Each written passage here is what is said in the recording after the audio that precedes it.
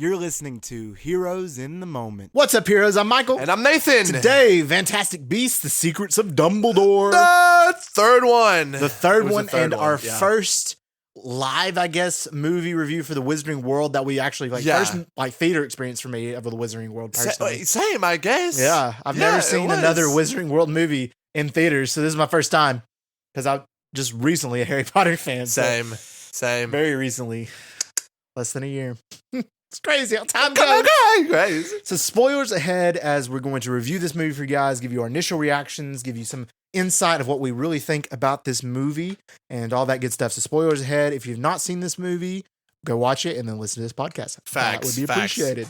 So initial reactions, I'm going to go ahead and start off and say, when I was watching this movie, I had a good time. Yeah. Like, I enjoyed watching this movie. I really did. It's not perfect by any means. Definitely the best out of the three Fantastic Beasts movies, in my opinion, but not as good as any of the Harry Potter movies, in my opinion, as well. But I also wanted a real quick discussion of recency bias as well, because I feel like that also goes into the impact of these podcasts. That's why we oftentimes try to watch these movies 2 or 3 times just to get some more insight and try to not to have that recency bias come in. So recency bias could be very well involved within this podcast because I could say good things about it and then later a year from now go back and absolutely trash it and hate it. Yeah. It just depends because I've only seen this movie once. I would like to see it again, so it could definitely change with that. But recency bias is real.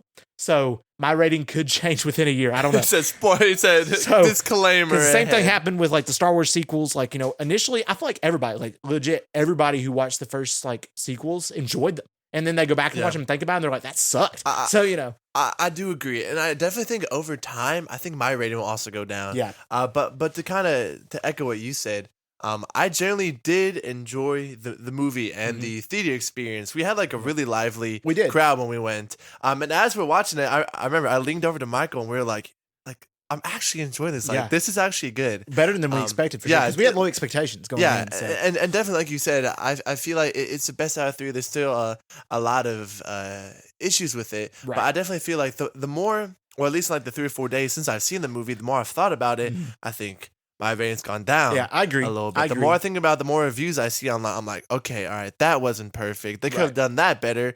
Did I enjoy it? Yeah. Right. But you can like nitpick a lot. Exactly. Which you could, and that always happens. But I do have to say though, you know, there's a difference between watching a movie and then as soon as you watch it, you're like, okay, that was bad. And then watch the movie, okay, that was good. And then of course thinking about it later and you're like, okay, it wasn't perfect. But I'm going to give it to the movie of the fact that I had a good time watching it. If you know, if I had a good time watching it, they're doing something right.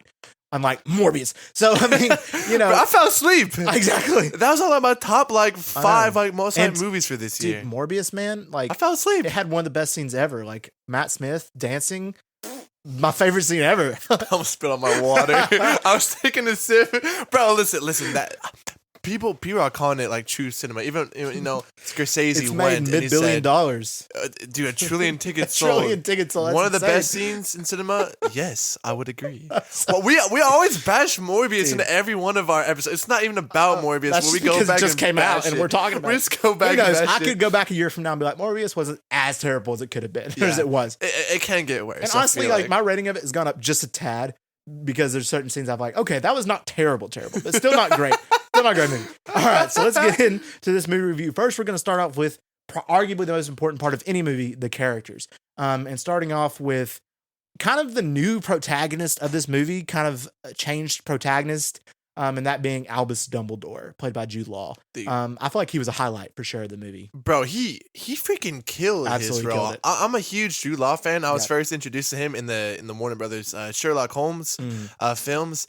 But man, he plays Dumbledore so well. He does. That he just has that sense of humility, wiseness, and just goodness about him that like draws everybody in. Exactly, you know? Exactly. I agree 100%. Jude Law was definitely, his performance, definitely, I feel like the best acting performance in this movie. Really? Total. I do. See, I would disagree on that point. Okay, I do think so. But Albus Dumbledore, I feel like he killed the character. He definitely took the notes from the other people who played him previously. And I think he did kill it as Dumbledore. And I really enjoyed how they did Dumbledore in this movie. I didn't think I would like certain things that they did because, of course, we know that Albus Dumbledore, they did reveal that he was in a relationship with Grindelwald prior to this movie. But they did that actually really, really well, and they established that really well. So I think that was good. It didn't feel too forced, as in like obviously if it was Disney, I think it'd been worse. Yeah, more of an agenda like. But they talked about it. They mentioned when they're talking about their sister Ariana, and they didn't spend too much time on it. No. So. And they did. I think they did a good job executing that and that storyline. So I appreciated that and how they did that with Dumbledore. And I feel like Dumbledore's character was definitely very much one of my favorite parts of this movie in general. I think he was great. And just again, shout out to Jude Law. But to go on to our next character, just because I feel like these two characters are going to go like hand in hand with each other. And we'll just go back and forth between Dumbledore and this next character, and that's Grindelwald, played by Mads Mikkelsen. Both of those, and Mads Mikkelsen also killed it, which I was, a little bit, See, I thought he was the best in the movie. In fact, I think not like carried the movie, but I thought his performance as Grindelwald was. It felt more real to me than Johnny Depp's portrayal. Like kind of looking at Johnny Depp's Grindelwald, it's like, okay, how could a man as like sensible and wise as Dumbledore fall for a dude like who looks and is just crazy? But yeah, I feel like Mads Mikkelsen was more grounded and real in his portrayal. So I'm not saying I liked it more than Johnny Depp's. I really enjoyed his, but I feel like Mikkelsen like really killed his part. I agree with you. I think Mikkelsen definitely did a phenomenal job as Grindelwald. I think the big difference between his portrayal and Johnny Depp's portrayal is Johnny Depp was like this ruthless, unredeemable wizard who is willing to do anything at all costs to kill those who are against him. Yeah. And in the Mads Mikkelsen portrayal, he had kind of a redemptive quality, which I thought was great. And the chemistry between Mads Mikkelsen and Jude Law was incredible. That they had in the scenes that they had, which there was only, if you count them up, there was only 2 scenes that they were in together in this. Like the dream scene, the dream scene, and the opening scene when they fought. Yes. So really, oh yeah, the dream opening scene, and then the scene where they fought. So those 2 scenes, but they really did a good job with Grindelwald and Albus Dumbledore as a character. But I feel like honestly, this movie would have been a better movie if it was them without the hangings of Fantastic Beasts, if that makes sense. I completely agree, and we'll say that for later because I think that's one of the biggest cons. I agree. Of this movie, but like I said, completely 2 betrayals. You got Johnny Depp, like you said, the ruthless, does whatever he wants, and then Mads Mikkelsen is like the more grounded, like always hitting on the backstory, the past. Hey, we said we would do this together. Right. Now you're not with me. It's like, okay, so we know where he's coming from. We know why he's doing what he's doing. Which, of course, in light of the controversy of Johnny Depp and stuff, I would have rather had Johnny Depp in this role and him not be stripped away from it. Yeah. Just because he deserved it. And, Johnny Depp didn't do nothing wrong. So he deserved to, finish out the trilogy because, that's where he started. And I would have liked to seen his portrayal in Secrets of Dumbledore, and I think it'd been cool too. And I feel like this movie would have done better and will do better if Johnny Depp was the Grindelwald instead of Mads Mikkelsen. I think it would have made a lot more money. I really do. But that's just in light with that controversy. But overall, Mads Mikkelsen killed it. I think he was a great Grindelwald, and I love seeing his portrayal along with Jude Law. Both of those incredible and 2 of the best highlights of the movie that I can say. All right, so go into the more Fantastic Beast side of the movie. We got to talk about Newt Scamander. I actually really like Newt in this movie personally. I liked his portrayal in this movie better than the first 2. I really do. I have to agree. I feel like he felt a little more comical than the other 2, especially the whole like dungeon scene. It's just kind of because they kind of took him from the main protagonist role to the secondary protagonist in this movie. Which is weird because like you said, it's still a Fantastic Beasts film, but it's not really about him, Obviously, what's Eddie Mayne, right, is the actor. Yes. He freaking killed it. I love that dude. He's great. he bodies his character, but man, I don't know, like you said, there wasn't enough time spent on him for a Fantastic Beasts film. I mean, it kind of, of course, it started off with Dumbledore, really ended with Dumbledore. I mean, and that's really hard to believe for a movie, that's supposedly Newt Scamander's supposed to be the main protagonist. And Jude Law didn't even get his name first. It was still Newt that got his name first in this movie, which is crazy because it was Dumbledore's movie. But yeah, I agree with you what you're saying about Newt Scamander and what they did with him and his character. I didn't appreciate as much, but I enjoyed him in this movie. And I loved how, he played this awkward guy. And I feel like they did a really good job showing his awkwardness and how, he's not the best wizard in the world. He just really cares about animals more than people. And I love that. And he's so pure-hearted and innocent too. Like I don't know anyone that hates his character. Honestly, I freaking love that guy. Yeah, he's great, and especially pulls on your heart. Like in the first scene where he's trying to rescue those animals. Oh, dude, man, and Credence is coming after him, trying to take him down. And bro, just seeing, his just like his pure innocence. Yeah, and his he desire is to do very. good. That's a great word for Newt Scamander. If there was a word to describe Newt Scamander, it would be innocent. Yeah. And he's a great guy. I mean, you can definitely see his care for the Fantastic Beast, and especially more than people. So I love that. And he was great in this movie overall. So now I'll talk about the best character in this movie ever.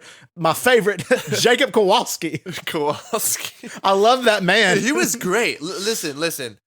First of all, this man is hilarious. He's so great. Like unintentionally. The comedy didn't feel forced with him. No. But I will say, though he was absolutely great, it just felt weird to have him in all the wizarding scenes for the entire movie. Exactly. He's in Hogwarts. He had a huge role. He's in the voting process. He had a bigger role, I feel like, than Scamander in a lot of places. Almost. Like, he was really... Yeah. Like, how? Which I feel like a lot of that goes into his popularity, because you could tell by our theater's reaction, Jacob was the most popular character in the movie. Everything he said, people were dying. People loved him. He just thought wasn't funny. And I love him as a character. Like, I think as a person to what's the word I'm looking for, to bring in a Muggle character in this franchise, they did it perfectly. To bring him in and like give him a fake wand and make him look like a wizard even though he's not, and all this stuff. The whole assassination attempt. Oh, it's so great.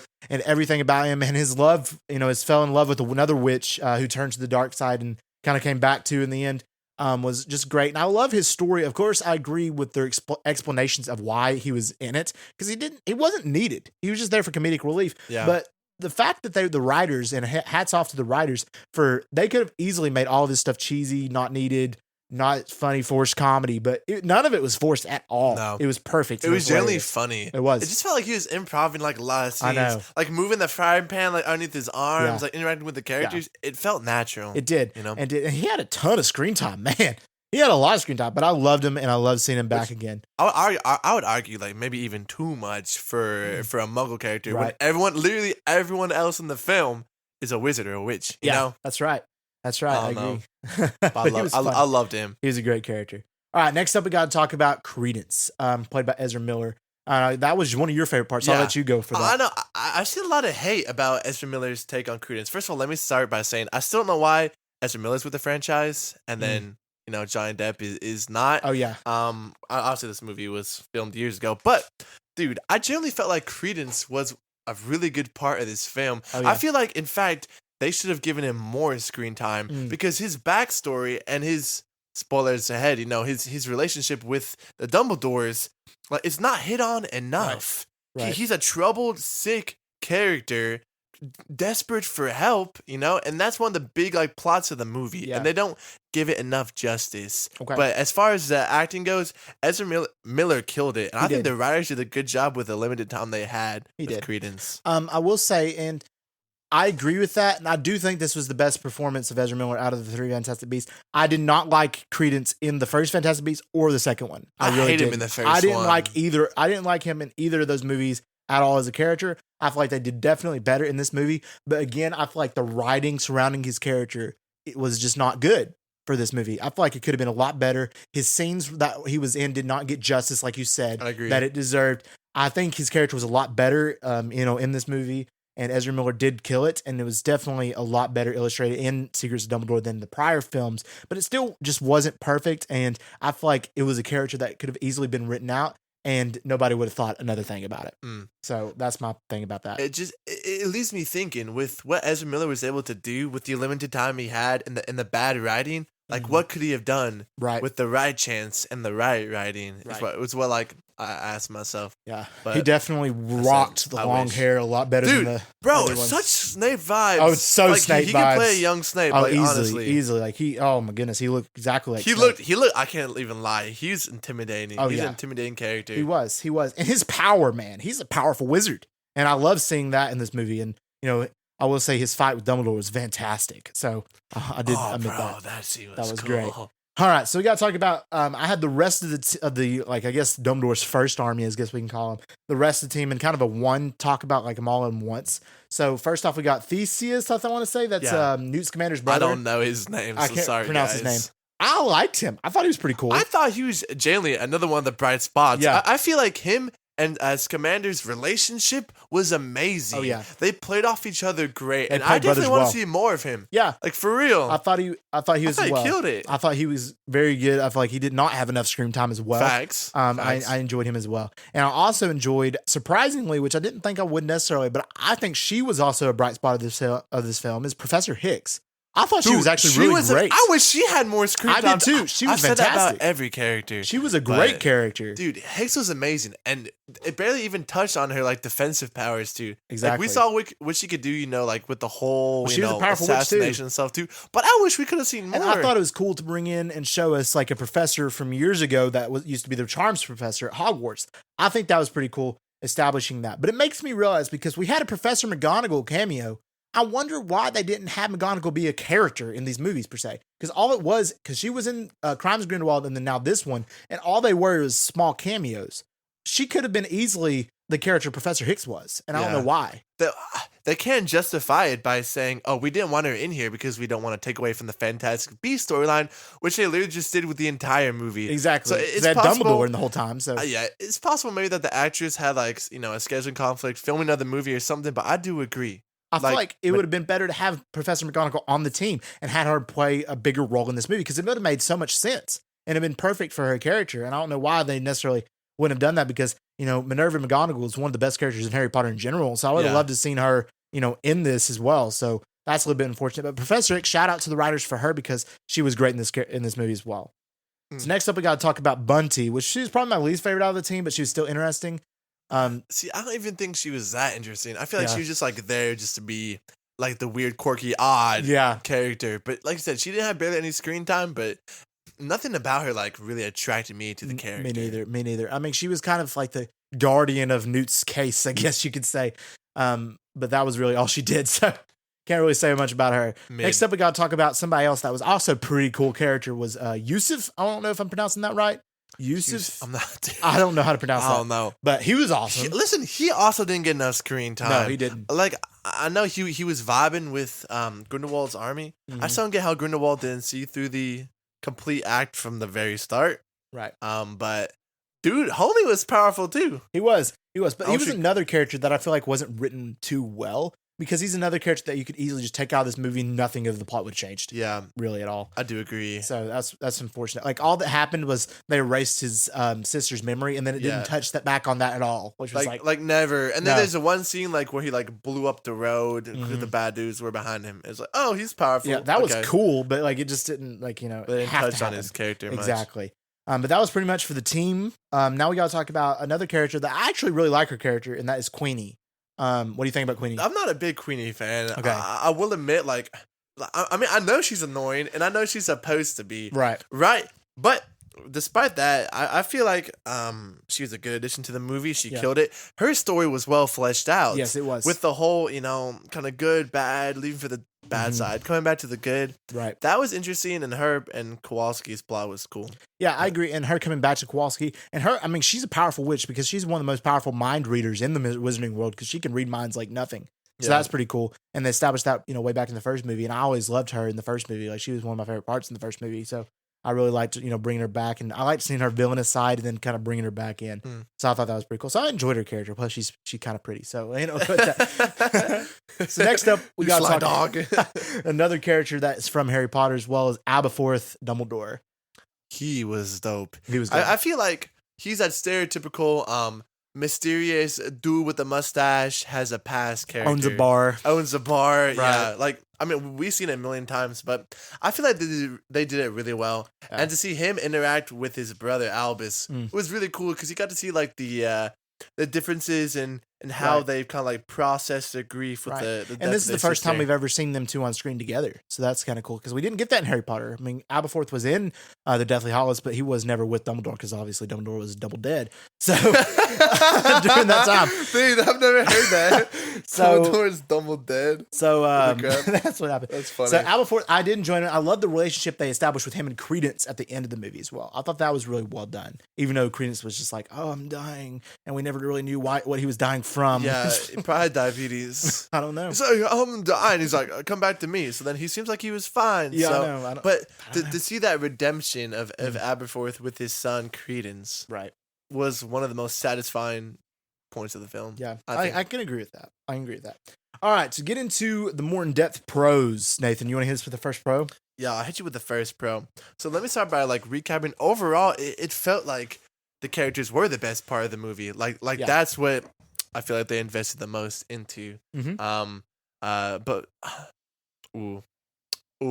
okay. For my first pro, I'm gonna say how emotional it was. Yeah. With the first agree. two, especially with the first one, I didn't feel connected at all to the people, to what they were going through, to what was going on. But like, dude, this film starts out dark, dude. It does. Listen, I don't mind if people dying. I can watch people die. To watch animals die is a different case. Yeah, and it starts with that scene, and it's like, bro, like, ugh, it pulled me in, and I was hurting when I watched the movie.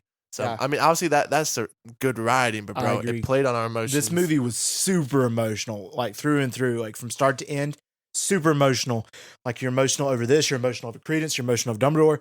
Love that. And I love a good emotional movie, and a movie where you definitely do feel like a lot of emotion. And I definitely felt a lot of emotion. I felt the fear, I felt the sadness, I felt the joy. And I love that factor of the movie. So I do definitely agree. That was a great pro, Nathan.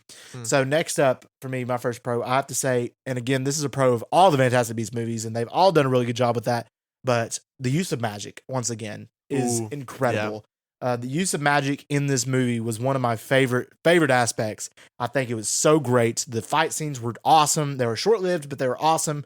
And the use of magic in other areas that we've never seen before in the Harry Potter universe. Because Harry Potter, that was one thing. The plot's super good, but the use of magic was kind of limited at the time period. Because the CGI, of course, was not as advanced as it is now. And the fact that we're getting that and the use of magic is so cool. So I have that as a major pro because it was so great. Yeah, dude, I can't even lie. The magic scenes had me hyped. So great. So great.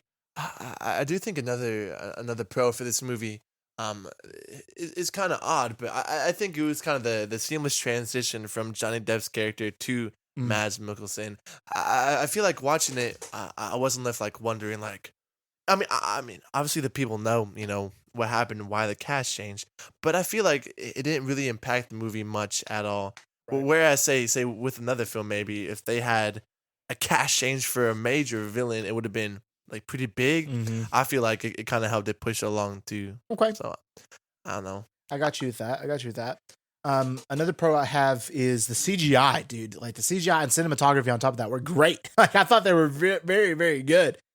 Which I was shocked. But of course that goes with the magic, but every single time, like it felt so real. Like it did not, like you were like, there was no point I was like, oh, that's so fake. That's bad. No, it looked real. It looked like they were actually using magic. So I love that. CGI, cinematography, fantastic. 10 out of 10. 10 out of 10. No, I would agree. And I was about to say that too. The magic was nutty. I know we've touched on this before, but I think one of the greatest strengths and pros of the movie is how many characters they fleshed out in a shorter film. Right. Like I said, we had the whole Dumbledore's like army, and all their characters, I'd say, besides the one woman, then Yusef, were like really deep. And then you had all the main characters, and I feel like with what the movie was, it went into great detail and depth on their stories, and it made it relatable to us, the viewers. Okay. So I think being able just to relate, by seeing like 5-10 minutes of screen time. Yeah, they did a really good job around that. I can definitely agree with that. And along with that, really elements of the plot. The plot was solid, like as a movie. Like it was a solid plot. Like there was. I mean, of course, there was limitations in some areas, but the plot of the film overall, it just could have been better. But at the same time, I thought it was a pretty good plot overall. A plot of a movie about Fantastic Beasts, not so, but a plot about a movie about Dumbledore was really well done. So I really think that was really good with this movie. I agree. And also, I don't have any more pros. All right, I have a couple more. One more is the government corruption illustrated in this movie was very good for me, and I enjoyed seeing that. And the government corruption, I mean, the only Harry Potter movie where we really see the government corruption is Order of the Phoenix, which was really great, and it's one of my favorite, Harry Potter movies. And seeing that here, I feel like they did that really well. Along with, again, I just have to highlight again, Jude Law's performance as Dumbledore is one of another huge pro, because it's just such a good performance, and I love Dumbledore as a character, and through this movie, I've ended up loving him even more. So I really like that.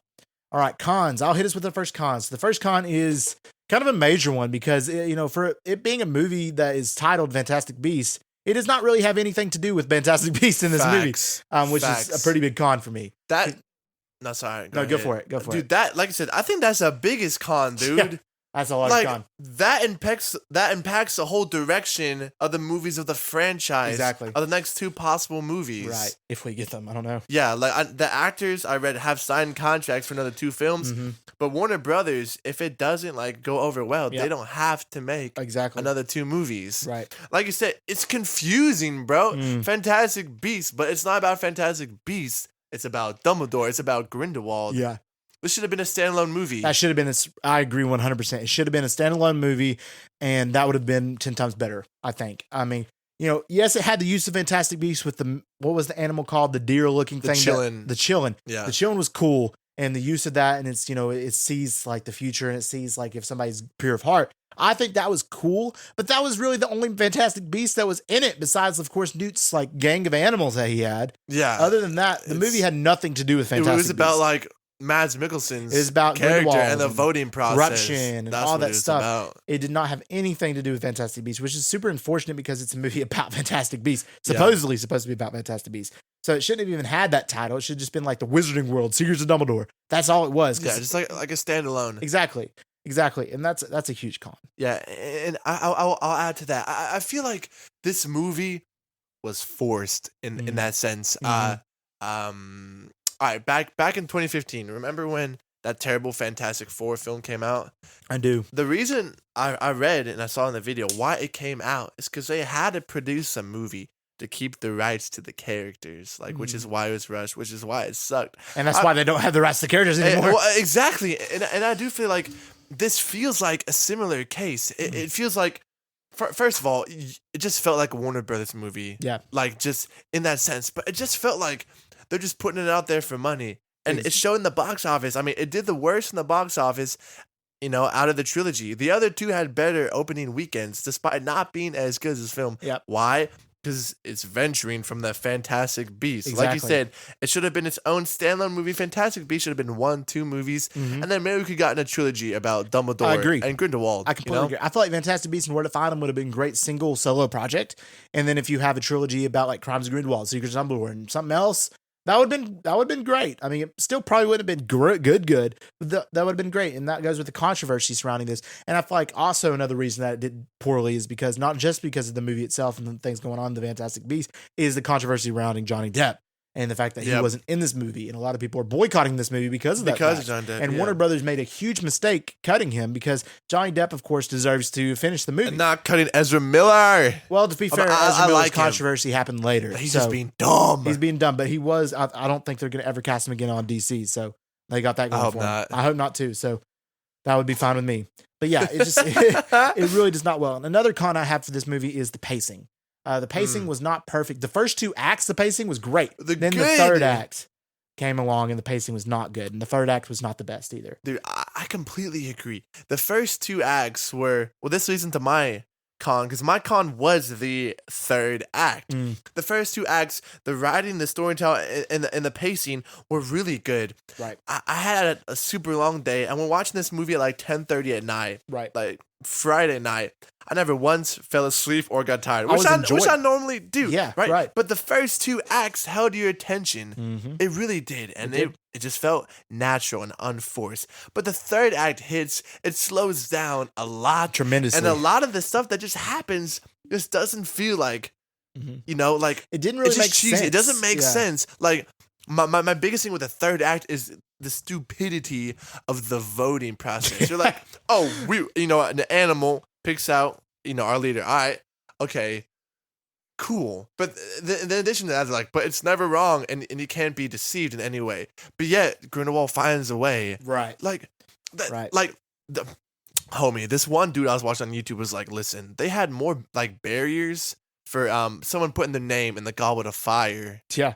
Than this voting process. It did. It was so dumb. And to see Mads Mikkelsen go from, what the character did in number 2 to now to be let off the hook that easy, and then almost become the leader. That just doesn't make sense. It doesn't make sense. It doesn't make sense. I agree completely. The third act was just bro. And that brings me to the con of the fact of explaining things was so bad. They did not explain things well. They didn't explain things like that. The whole thing with Grindelwald, rising to power once again, didn't make sense. They didn't explain Credence and his story. Did not make sense really in this movie. They didn't explain quite a bit of stuff that needed to be explained if they were going to have it in this movie. The only thing that they did a good job explaining was Dumbledore, and that was really it. I agree. And that was super unfortunate because, you know, when you're watching a movie, you don't want to leave the movie with things not explained. And it did that. Well, see, I think what you just said, I think you can leave a really good movie with things not explained, but if not this that's movie. the intention of it. Right. I think a lot of movies are open-ended, like you take your own ending, but that wasn't the intention of this film. I 100% agree. It should have been like cut and dry. You know what happened. This is the ending. Right. But you don't. Right. I mean, I agree with that, but with this movie, it should have been.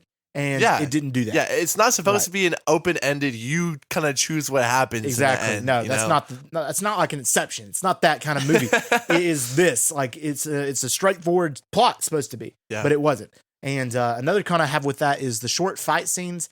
The fight scenes were great, but they were too short. To be honest, they should have been way longer. There's only like there's two. I guess you could call the assassination whole thing. You could have, but there was two big ones. You had Creed and Dumbledore, then Dumbledore and Grindelwald. Which I was glad because you looked at me and was like, "Was that the fight?" Dude, I know, bro. I was worried. I know. I was worried too. It lasted like 45 seconds. It was I was not like, dude, long. I was like, no. I was like, that can't be the fight. And then the film ended. I was like, okay, we better get a whole movie dedicated. Oh yeah. Oh, please. But man, that was the best part. I know that fight was so good, but it was so short lived. Like it was a great fight, and the Credence Dumbledore fight was great. Well, that one was probably long enough. Dude, that one was trippy. It was. You were like, that whoa. was cool. That's when you first see the extent of Dumbledore's power. Right. It just made him look like a fool. Oh yeah.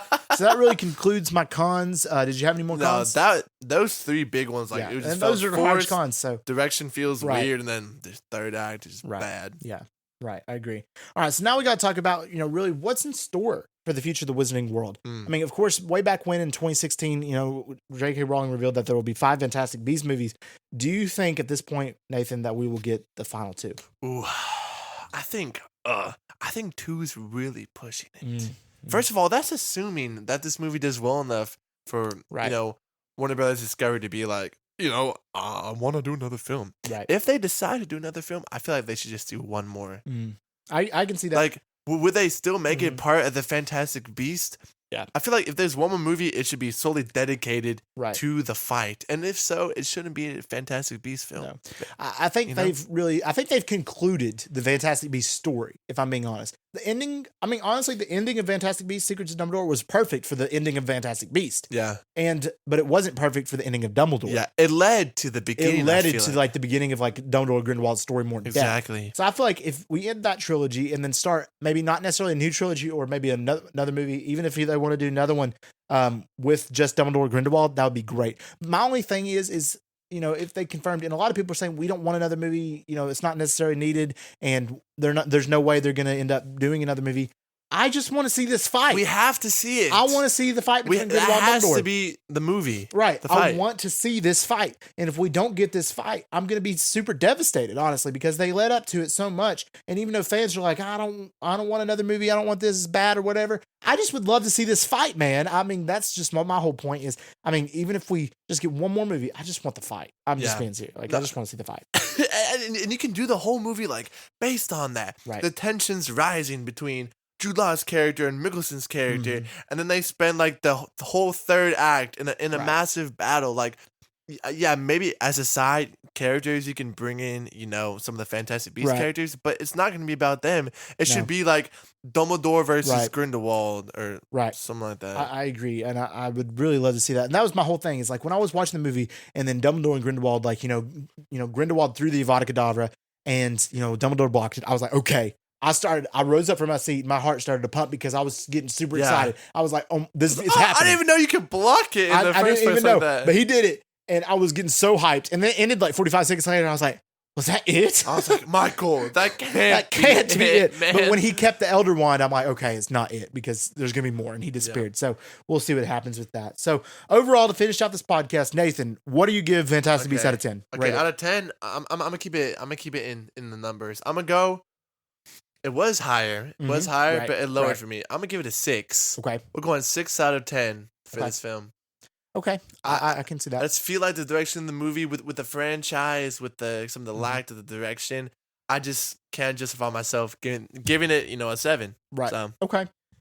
I originally, of course, when I first watched the movie, I was like, okay, that movie really good. I would give it a 7 out of 10. That was my initial thoughts. I was like, 7 out of 10 movie. Now, after thinking about it, I'm going to lower it. I'm not going to lower it that much, just because, of course, the initial reactions of watching the movie impacted me a little bit more. I'm going to give it a 6.5. 6.5. 6.5 out of 10. Not perfect movie, but it was decent and had some good redemptive qualities. So I have to give it that. To give it a little bit of that, but it could have been a 7 out of 10. Could have been even better than that if they, could have done third act a little bit better and some other things better. Agree. 6.5 out of 10. All right, okay. I was gonna give it 6.5. I was like, I don't want decimals. Yeah, you don't want decimals. So 6. So I'll give it 6. It's too hard not to give decimals, man. Decimals help so much. All right, guys. If you enjoyed this episode, let us know by giving us a review and a download. Like I said, our podcasts are on every major podcast platform, so feel free to check us out. Big announcement on Thursday, early Thursday morning. We're dropping something special. Something so special. Thor, Love and Thunder teaser trailer breakdown. Complete breakdown. Finally. A month before, Doctor Strange comes out. Yep. So we're so excited for that. Thursday morning, check it out. And because we're dropping it Thursday morning, I'm sorry for all you Moon Knight fans, but we're going to have to push Moon Knight to early Saturday morning. So don't worry. I know you have to wait an extra 2 days, but trust me, it will be worth it. So it's still coming. Saturday morning. Hopefully it's still a good show. It will be. It will be. They can't screw it up. We hope so. Hope. Prayers. Gotta have the hope. All right, guys. We just want to thank y'all for listening. And as always, we love you 3000.